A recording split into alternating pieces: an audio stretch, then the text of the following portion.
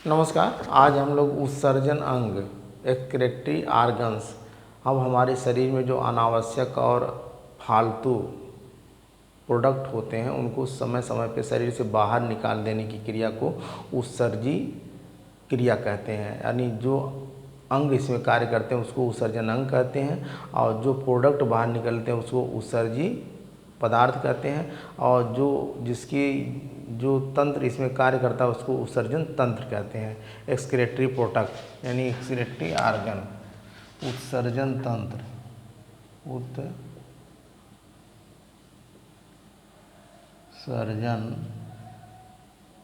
तंत्र।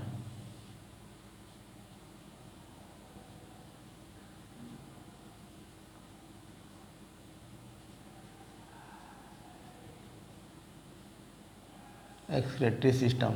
अब देखेंगे हम लोगों का जो शरीर से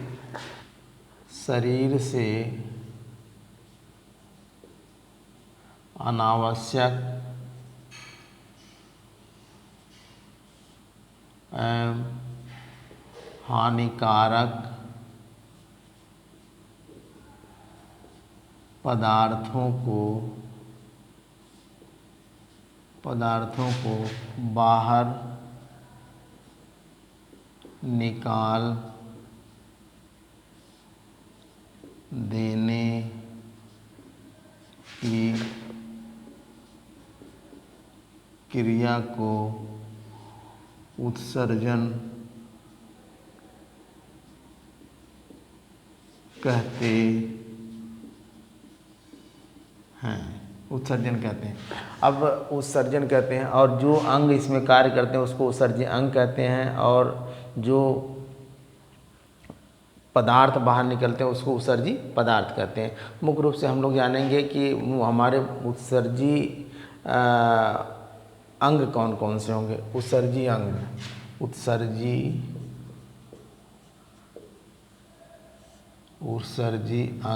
अंग देखेंगे हम। नंबर 1 पहले हमारा त्वचा।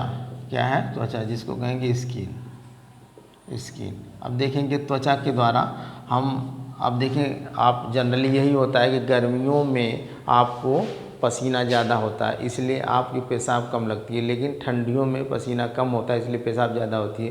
क्योंकि गर्मियों में जब हमारे शरीर से पानी की मात्रा बाहर निकल ली जाती है तो पेशाब कम लगता है। तो इस तरीके से हमारे वातावरण में गर्मी को कंट्रोल करने के लिए मतलब पसीना बाहर निकाल लीजिए। अगर पसीना नहीं निकलेगा तो हमें बहुत ज़्यादा गर्मी होगी। आप देखेंगे कुत्तों को पसीना नहीं होता, इसलिए कुत्ते जो है जीभ के द्वारा जो है बाहर निकाल करके लप लप लप लप लप जीभ को बाहर निकाल करके उसको अपनी गर्मी को बाहर निकालते हैं, उनका उस तरीके से निकलता है। तो अब पसीना जब हमारे शरीर का एक तरीके का उत्सर्जी पदार्थ है जो गर्मियों में बाहर निकल जाता है, तो पसीना हो गया।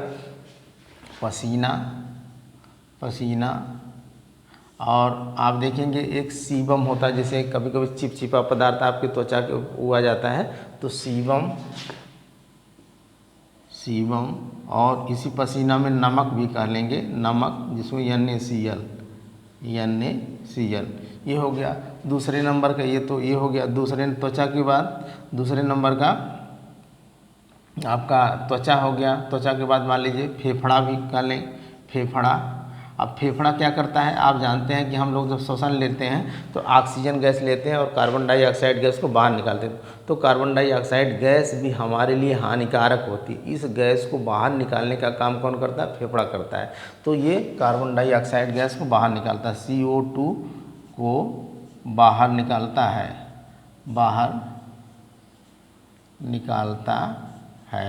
और उसके साथ साथ बहुत सारी जो, जैसे अभी ठंडियों के दिनों में बलगम वगैरह हो जाते हैं, तो हम जैसे अब भाई बलगम कैसे निकलेगा? जब हमारा फेफड़ा प्रेशर मारेगा तभी हम वो जो है बलगम बाहर निकाल दे, चाहे नाक से या मुंह से।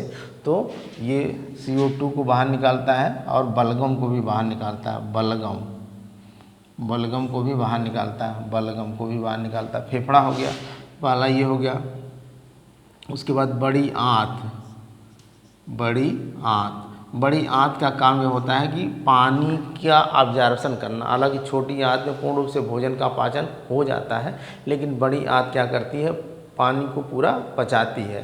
तो वो बड़ी आंत से जब भोजन गुजरता है तो वो कायल के रूप में हो जाता है, और बड़ी आंत क्या करती है, भोजन को ले जा कर के मलाशय में, यानी जो अपचा भोजन है, जो अधपचा भोजन है, जो पच नहीं पाता भोजन है, जो हमारे शरीर के लिए हानिकारक है, उसको वो बाहर निकाल देते हैं। यानी अधपचा भोजन, अनपचा भोजन,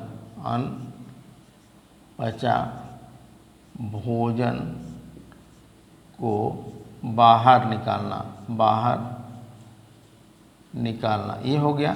फिर उसके बाद एक यकृत भी होती है, यकृत, जिसको लीवर बोलते हैं। ये लीवर क्या करता है, इसका मेन काम ये है कि हमारे शरीर में जितने भी नाइट्रोजन प्रोडक्ट होते हैं, दाल हो गई, सोयाबीन हो गई, मटर हो गई, मीट मछली अंडा, ये जितने भी नाइट्रोजन के प्रोडक्ट होते हैं, चना वगैरह हम लोग खाते हैं, तो ये हमारे शरीर में एक तरीके से अमोनिया यानी अमीनो अम्ल या अमोनिया की मात्रा को बढ़ा देते हैं। अब फिर ये क्या करता है, ये यकृत हो उस अमोनिया को यूरिया में बदल देता है, और उसके बाद यूरिया फिर क्या करता है, यूरिया किडनी के द्वारा, वृक्क के द्वारा बाहर, पेशाब के रास्ते द्वारा बाहर निकाल दिया जाता है। तो ये क्या करता है, यकृत अमोनिया, अमोनिया या अमीनो अम्ल को यूरिया में बदल देता है। अमोनिया या अमीनो अम्ल को यूरिया में बदलता है। फिर उसके बाद वृक्क आपका, जिसको किडनी कहेंगे, वृक्क, किडनी, ये मेन है, यही मेन है। किडनी के बारे में हम लोग जानेंगे। किडनी क्या करता है, ये यूरिया को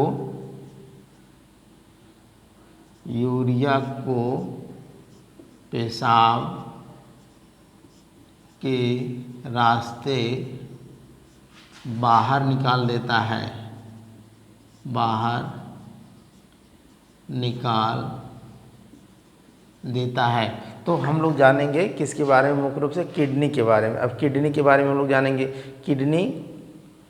किडनी के बारे में, यानी किडनी ही हमारे शरीर का मेन जो है एक तरीके से उत्सर्जी अंग है। इसी के द्वारा, क्योंकि हमारा ब्लड जो होता है, अब एक तरीके से दो क्वेश्चन बनता है कि ब्लड क्षमता कहाँ है, तो ब्लड क्षमता है किडनी में, लेकिन ब्लड का शुद्धिकरण कहाँ होता है, फेफड़े में होता है। शुद्धिकरण का मतलब कि जब ब्लड में ऑक्सीजन मिल जाएगी तो वो शुद्ध ब्लड हो जाएगा, और जिस ब्लड में कार्बन डाइऑक्साइड मिल जाएगी वो अशुद्ध ब्लड हो जाएगा। तो छन करके जब ब्लड जाता है किडनी में, और किडनी में बहुत सारे नेफ्रॉन्स होते हैं, लगभग एक किडनी में 8 लाख नेफ्रॉन्स होते हैं, और नेफ्रॉन्स के द्वारा वो ब्लड जो है छनता है, और छनने की क्रिया को, जैसे यहाँ देखेंगे आप, मान लीजिए आपका ये किडनी है, सोच कर लीजिए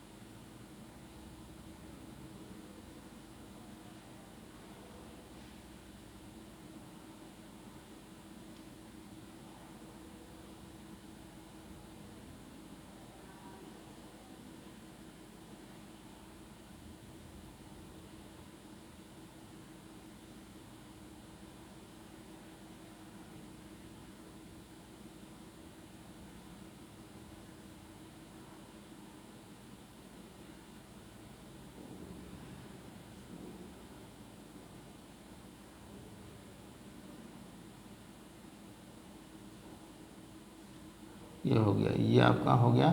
और यहाँ से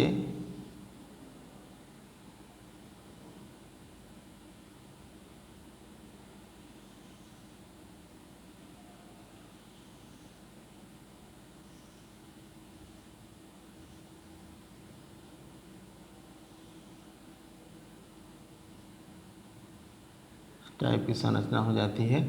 ये आपका ऊपर एड्रीनल ग्लैंड होता है, ये आपकी किडनी हो गई, किडनी, जिसको वृक्क कहेंगे, वृक्क। ये अधिवृक्क ग्रंथि, अधिवृक्क ग्रंथि, ग्रंथि यानी एड्रीनल ग्लैंड, एड्रीनल ग्लैंड इसको बोलेंगे। और ये जो है मूत्रवाहिनी, मूत्रवाहिनी, और इसके बाद ये मूत्राशय, मूत्राशय ये हो गया आपका मूत्र मार्ग, मूत्र मार्ग। तो हम लोग किडनी के बारे में जानेंगे। ये यहाँ से धमनियों के द्वारा जो है शुद्ध रक्त जाता है और शिराओं के द्वारा फिर अशुद्ध रक्त वापस चला जाता है छन करके। तो इस तरीके से देखेंगे किडनी के बारे में। अब किडनी के बारे में थोड़ा सा देख लेते हैं। किडनी, किडनी क्या है भैया? किडनी एक सेम के आकार की होती है, सेम की यानी एक जोड़ी होती है, एक जोड़ी यानी दो होती है, एक जोड़ी का मतलब दो होगी। आकार इसका सेम के आकार का होगा, सेम के आकार का, सेम का आकार होगा इसका, और एक जोड़ी होगी, सेम के आकार की होगी। और इसके बाद जो है इसका मेन ये मुख्य उत्सर्जी अंग है, मुख्य उत्सर्जी अंग है, मुख्य उत्सर्जी अंग है। मेन काम है इसका रक्त को छानना, रक्त को छानना, मेन काम है रक्त को इसका छानना, मेन काम इसका क्या है? रक्त को छानना। और यह है, और रक्त को छानना। दूसरी चीज़ है पेशाब का निर्माण करना, पेशाब का निर्माण करना, निर्माण करना, ठीक है। फिर उसके बाद जहर को निष्क्रिय करना, जहर को निष्क्रिय भी कर देता है ये, निष्क्रिय करना। लेकिन अगर जहर का टेस्ट करना है, जैसे पोस्टमार्टम के द्वारा किसी के सुसाइड कर लिया है कोई पॉइजन खा करके, तो उसका टेस्ट किससे होता है? जहर का टेस्ट, यानी पॉइजन का टेस्ट जो है,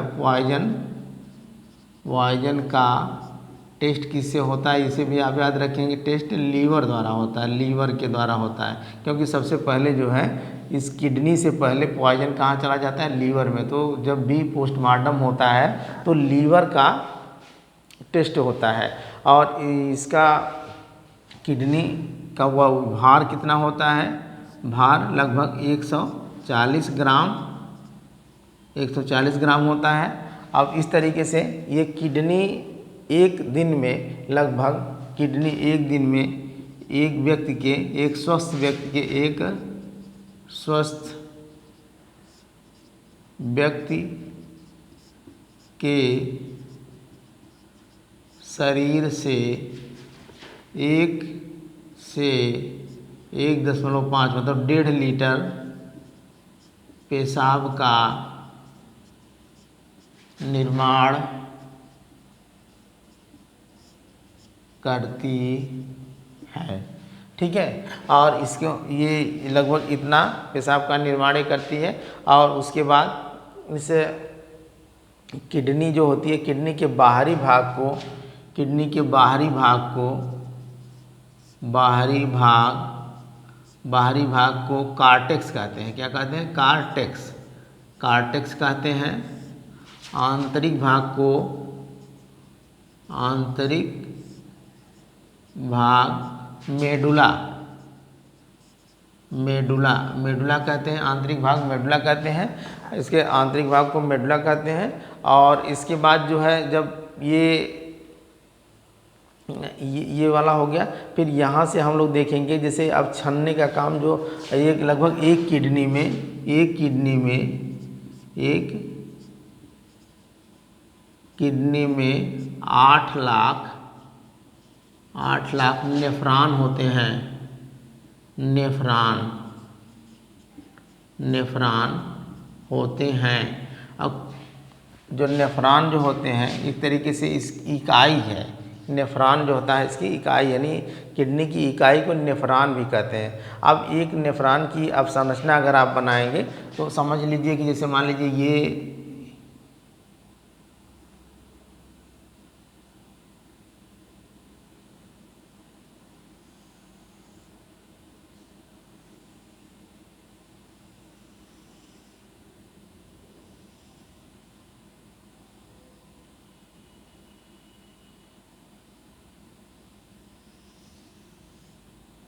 ये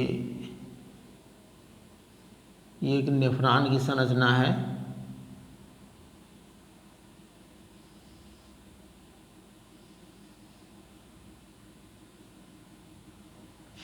और यहाँ से ये ब्लड ऐसे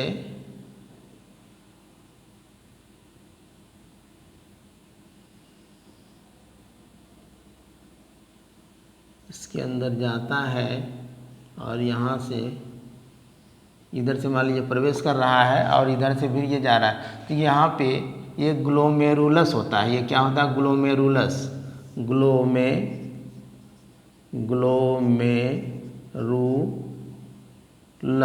ग्लोमेरुलस ये क्या करता है कि यहाँ से जो ब्लड में यूरिया होता है, अमोनिया होता है, यूरिक एसिड होता है, इसको क्या करता है? ये छान देता है और छान करके ये क्या करता है? बोमेन्स कैप्सूल इसको बोलेंगे, इसको कहेंगे बोमेन कैप्सूल। बोमेन कैप्सूल इसको बोलेंगे, इसको बोमेन कैप्सूल।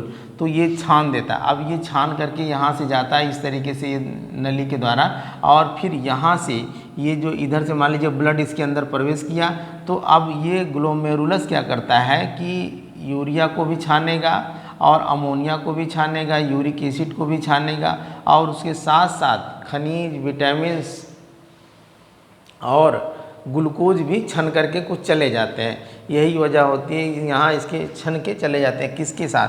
पेशाब के साथ। जब पेशाब के साथ ये चले जाते हैं तो फिर ये नली इधर से घूमते हुए ऐसे ऐसे आती है और ऐसे आती है, और यहाँ इस तरीके से, इस तरीके से, इस तरीके से, इस तरीके से, इस तरीके से, इस तरीके से, ऐसे ऐसे ऐसे, और ये जाती है। और तो यहाँ पे फिर पुनः अवशोषण हो जाता है, रीएब्जॉर्प्शन हो जाता है। इसमें जो अच्छे पदार्थ होते हैं जैसे ग्लूकोज भी छन गया और उसके साथ साथ खनिज लवण भी छन गए, बहुत सारे जो पोटेशियम, सोडियम और इस तरीके से हैं, ये यहाँ रीएब्जॉर्प्शन हो जाता है। तो इस तरीके से ये आपका एक नेफ्रॉन का चित्र हो गया। किसका चित्र हो गया? नेफ्रॉन का। अब हम लोग जानेंगे कुछ और जान लेते हैं। मिटाने वाला कहाँ हो गया? ये तो आपका हो गया। ये इस तरीके से यहाँ पे इस तरह मूत्र का निर्माण ऐसे ही होता है। फिर ये नेफ्रॉन, ये एक नेफ्रॉन का ही चित्र है। ये एक नेफ्रॉन है, नेफ्रॉन है ये नेफ्रॉन का चित्र है। अब हम लोग जानेंगे कि कुछ, ये तो आपके उत्सर्जी अंग थे, कुछ अंग मतलब कुछ जानवरों में कौन कौन से उत्सर्जी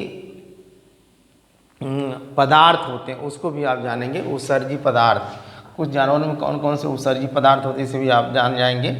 उत्सर्जी पदार्थ जैसे आप देखेंगे जो मछली होती है उसमें उत्सर्जी पदार्थ,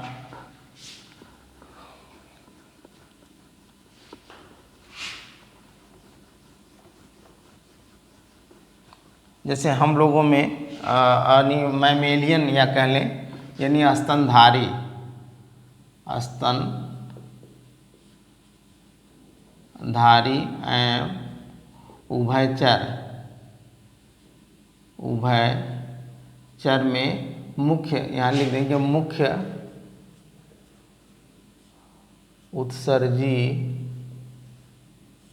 पदार्थ क्या क्या होंगे, ये भी आता है कभी कभी कि कौन कौन मुख्य उत्सर्जी पदार्थ हैं। स्तनधारी और उभयचर में उत्सर्जी पदार्थ यूरिया होगा, और आपके जो अमीबा, पैरामीशियम, मीशियम और हाइड्रा और अलवड़ी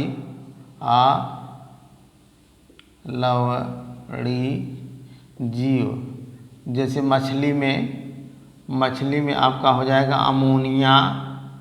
अमोनिया होता है। क्या होता है? अमोनिया होता है। और वहीं आप देखेंगे सीप और घोंघा में क्या होता है? सीप और घोंघा में अमीनो अम्ल होता है। इसे भी आप याद रखेंगे, अमीनो अम्ल होता है। और वहीं पक्षी और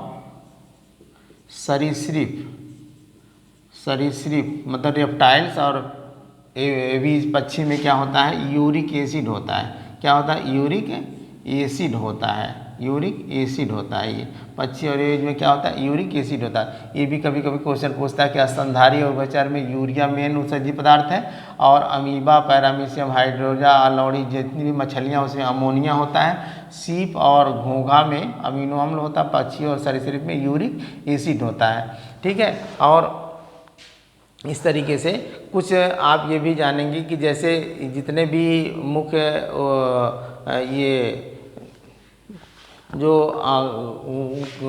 ये बीमारियां कुछ होती हैं, जैसे कि उत्सर्जन के कारण, जैसे मान लीजिए स्टोन जो बन जाता है, स्टोन जिसको कहते हैं पथरी, स्टोन बन जाता है पथरी। पथरी में क्या होता है कि हमारे शरीर में कैल्शियम ऑक्सलेट